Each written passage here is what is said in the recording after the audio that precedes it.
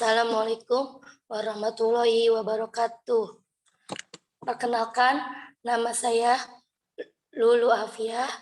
Saya mahasiswa psikologi Universitas Muhammadiyah Profesor Dr. Hamka.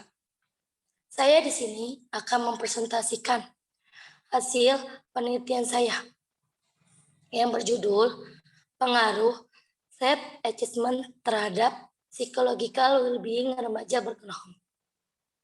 Baik, saya mengambil penelitian tersebut sesuai dengan fenomena yang ada di dalam lingkungan saya, keluarga saya, orang keliling saya. Fenomena yang ada sangat mempengaruhi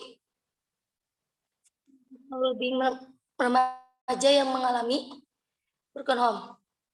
Oke, di sini adalah latar belakang. Masa remaja merupakan masa yang paling penting dalam kehidupan. Karena pada masa ini, remaja perubahan yang baik secara mental, fisik, dan sosial emosional. Pada masa remaja memiliki tantangan yang menimbulkan problem atau masalah berbagai macam yang timbul. Oleh karena itu, pada masa remaja ini berusaha mencapai perkembangan kepribadian dengan cara menyesuaikan, mengenali, menerima, dan menghargai diri mereka sendiri. Di dalam masa remaja, sangat banyak sekali orang-orang yang emosi sosialnya tidak stabil. Ada dari labil, terus kemudian remaja tersebut tidak berpikir ke depannya dalam ambil keputusan, tidak menerima kenyataan kalau mereka dari keluarga broken home. Mayoritas remaja yang latar belakang dari broken home itu tidak menerima 100% kalau dia dari keluarga broken home. Dan mereka sangat terganggu oleh kesejahteraan psikologisnya. Kesejahteraan psikologis merupakan psikologis positif di mana seseorang memiliki dan mempunyai tujuan, optimis, kemampuan dalam menerima dirinya, mampu terbuka dengan orang lain, dan menerima keadaannya. Penerimaan diri terhadap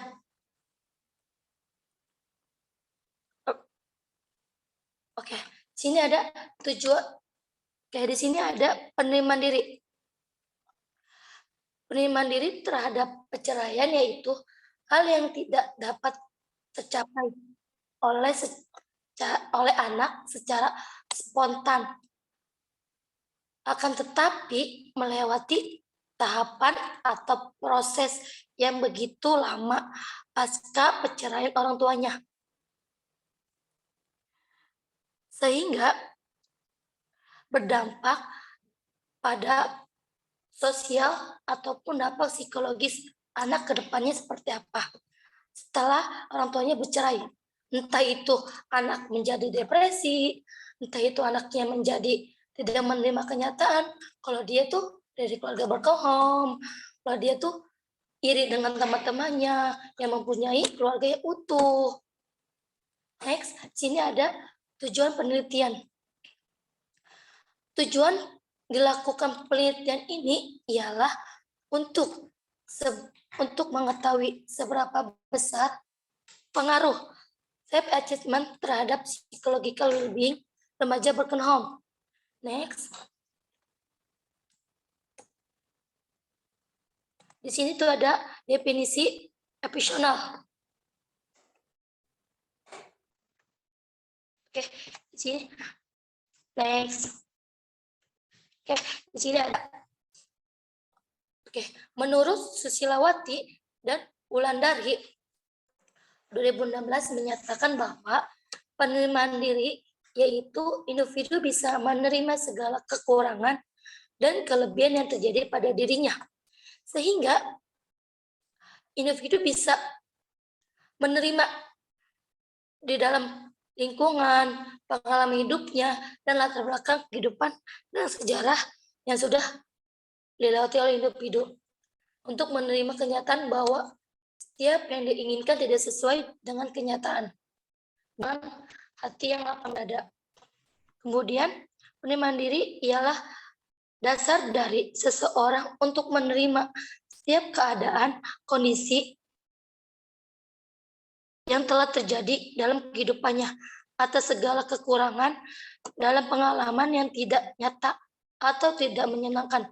Kemudian, penerimaan diri ditandai dengan sikap positif dan ada kesadaran terhadap kesalahan yang dilakukan dan kesejahteraan psikologis. Kesejahteraan psikologis menurut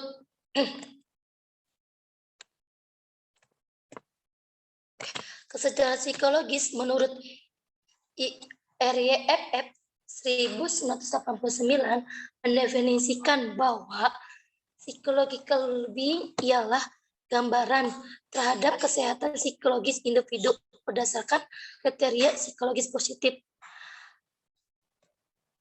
Jadi di sini psychological well-being merupakan kondisi individu terhadap psikologis yang sehat dengan ditandai kondisi fungsi psikologis positif terhadap dimensi dalam proses aktualisasi diri. Jadi di sini disimpulkan bahwa setiap orang mempunyai penerimaan diri yang kuat tergantung pada kesehatan psikologis. Mayoritas anak yang mempunyai latar belakang dari keluarga broken home, mayoritas tidak menerima dirinya, tidak menerima kenyataan bahwa dialah terjadi di posisi yang tidak diinginkan, seperti perceraian, seperti pertengkaran. Itu sangat tidak terima untuk remaja saat ini. Next.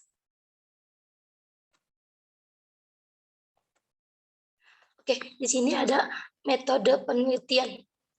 Oke, metode penelitian yang saya ambil itu metode penelitian ini menggunakan metode yaitu pendekatan kuantitatif.